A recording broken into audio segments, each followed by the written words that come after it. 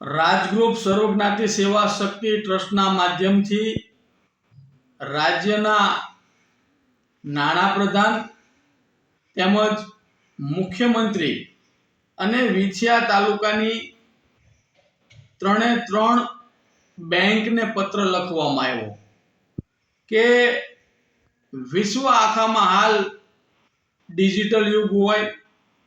જેથી કરીને તમામ લોકો આજે ડિજિટલ તરફ વળ્યા છે, પરંતુ ક્યાંક ને ક્યાંક લોકોને દૈનિક વ્યવહારિક જે જીવનની અંદર નાના પૈસાની જરૂર પડતી હોય, જેવા કે 10-20 ના છૂટા, 50 ની નોટો, 10 ના સિક્કા, 20 ના સિક્કા. તો હાલ સમગ્ર ગુજરાતની અંદર ખાસ કરીને વિછિયાની અંદર નાની નોટો તેમજ સિક્કાઓની ખૂબ તંગી હોય, જેથી કરીને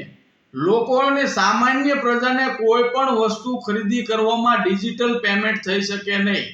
નાની વસ્તુની અંદર ક્યાંક ને ક્યાંક 10, 20, 50, 25, 100 ની જરૂર પડતી હોય, પરંતુ વિછિયાની અંદર ખૂબ નાની નોટો, સિક્કાઓની તંગી હોય, જેથી કરીને વેપારી વર્ગ તેમજ ગ્રાહકોને ખૂબ મોટી નુકસાની જાય છે, ખૂબ તકલીફ પડે છે. તો રાજ્યના નાણાપ્રધાન, મુખ્યમંત્રી અને બેંકના મેનેજરશ્રીને આરબીઆઈને પણ પત્ર લખવામાં આવ્યો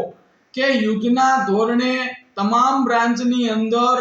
10, 20, 50 અને 100 ની નોટો તેમજ જે